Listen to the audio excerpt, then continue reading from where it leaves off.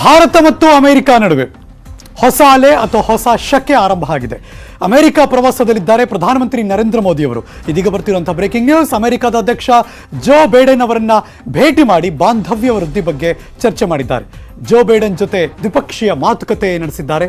Covid ನಿಗ್ರಹ, ಹವಾಮಾನ ಬದಲಾವಣೆ, ಆರ್ಥಿಕ ಸಹಕಾರ, ಅಫ್ಘಾನಿಸ್ತಾನದಲ್ಲಿನ ಭಯೋತ್ಪಾದನೆ ನಿಗ್ರಹ, ಹೀಗೆ ಹಲವಾರು ವಿಷಯಗಳ ಬಗ್ಗೆ ಸಾಕಷ್ಟು ವಿಚಾರಗಳನ್ನು ಅವರಿಬ್ಬರ ನಡುವೆ ಚರ್ಚೆ ಆಗಿದೆ. ಇದಕ್ಕೂ ಮೊದಲು ಅಮೆರಿಕ ಉಪಾಧ್ಯಕ್ಷೆ ಭಾರತೀಯ ಮೂಲದ ಕಮಲಾ ಹ್ಯಾರಿಸ್ ಅವರನ್ನು ಕೂಡ ಪ್ರಧಾನಮಂತ್ರಿಗಳು ಮೊನ್ನೆ ಭೇಟಿಯಾದರು. ಭಾರತಕ್ಕೆ ಎಲ್ಲ ರೀತಿಯ ಸಹಕಾರ ನೀಡಬೇಕು ಅಂತ, ಭಾರತ ಅಭಿವೃದ್ಧಿಗೆ ಕೈ ಜೋಡಿಸುವಂತೆ ಮನವಿ ಕೂಡ ಮಾಡಿದ್ದಾರೆ. ಇವತ್ತು ವೆರಿ ಕ್ರೂಷಿಯಲ್, ಯಾಕೆಂದ್ರೆ ವಿಶ್ವಸಂಸ್ಥೆಯಲ್ಲಿ ಇವತ್ತು ಪ್ರಧಾನಿ ನರೇಂದ್ರ ಮೋದಿ ಅವರು ಭಾಷಣ ಮಾಡ್ತಿದ್ದಾರೆ. ಸಂಜೆ 7:30ಕ್ಕೆ ಪ್ರಧಾನಿ ನರೇಂದ್ರ ಮೋದಿ ಅವರ ಭಾಷಣ. Breaking news.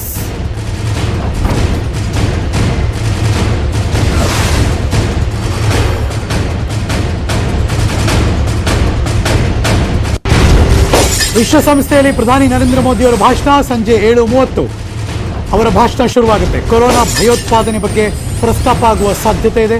ಅಫ್ಘಾನಿಸ್ತಾನ ಬಿಕ್ಕಟ್ಟು ಸೇರಿ ಜಾಗತಿಕ ಸಮಸ್ಯೆಗಳ ಬಗ್ಗೆ ಪ್ರಸ್ತಾಪ ಮಾಡುವ ಸಾಧ್ಯತೆಗಳು ದಟ್ಟವಾಗಿದೆ. ಹವಾಮಾನ ವೈಪರೀತ್ಯದ ಬಗ್ಗೆಯೂ ಕೂಡ ಪ್ರಸ್ತಾಪ ಮಾಡುವ ಸಾಧ್ಯತೆ ಇದೆ.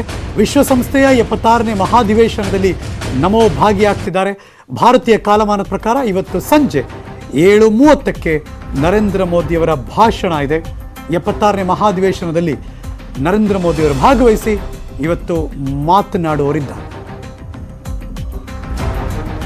ಹವಾಮಾನದ ವೈಪರೀತ್ಯ, ಅಫ್ಘಾನಿಸ್ತಾನ ಇತ್ತೀಚೆಗೆ ಇಡೀ ಜಾಗತಿಕ ಮಟ್ಟದ ದೊಡ್ಡ ಬಿಕ್ಕಟ್ಟು, ಹಾಗಾಗಿ ಆ ಸಮಸ್ಯೆಗಳ ಬಗ್ಗೆ ಪ್ರಸ್ತಾಪವನ್ನು ಮಾಡುವ ಸಾಧ್ಯತೆ ಇದೆ. ಕೊರೋನಾ ಅಫ್ಕೋರ್ಸ್ ಇದ್ದೇ ಇರುತ್ತೆ, ಅದು ಕೂಡ ಜಗತ್ತಿನಾದ್ಯಂತ ಕಾಡಿದಂತಹ ದೊಡ್ಡ ವೈರಸ್ ಸಮಸ್ಯೆ. ಭಯೋತ್ಪಾದನೆ, ಇದ್ರ ಬಗ್ಗೆ ಕೂಡ ಪ್ರಸ್ತಾಪ ಮಾಡುವ ಸಾಧ್ಯತೆ ಇದೆ. 13 ಬಾರಿ ಕಾಶ್ಮೀರ ಸಮಸ್ಯೆಯನ್ನು ಪ್ರಸ್ತಾಪ ಮಾಡಿತ್ತು ಪಾಕ್ ಭಾಷಣದಲ್ಲಿ. ಹಾಗಾಗಿ ಇಮ್ರಾನ್ ಖಾನ್ ಇವತ್ತು ಮೋದಿ ತಿರುಗೇಟು ಇಮ್ರಾನ್ ಖಾನ್ಗೆ ಕೊಡುವ ಸಾಧ್ಯತೆಯನ್ನು ಕೂಡ ತಳ್ಳಿ ಹಾಕುವ ಹಾಗಿಲ್ಲ ಇವತ್ತಿನ ಅವರ ಭಾಷಣದ ಭಾಗವಾಗಿ. 76ನೇ ಮಹಾಧಿವೇಶನ, ನರೇಂದ್ರ ಮೋದಿಯವರ ಭಾಷಣ ವಿಶ್ವಸಂಸ್ಥೆಯಲ್ಲಿ ಇವತ್ತು. ಇಂಡಿಯನ್ ಟೈಮ್, ಭಾರತೀಯ ಕಾಲಮಾನ ಸಂಜೆ 7:30.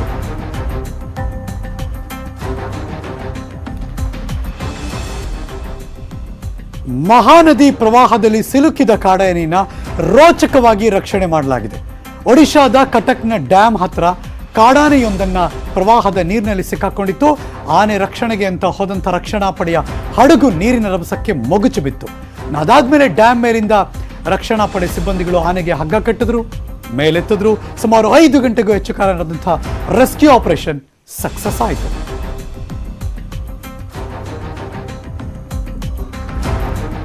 ಇಲ್ಲಿಗೆ ಈ ಕ್ಷಣದ ನ್ಯೂಸ್ ಮುಗಿಸಿ ನಾನು ಹೋಗಿ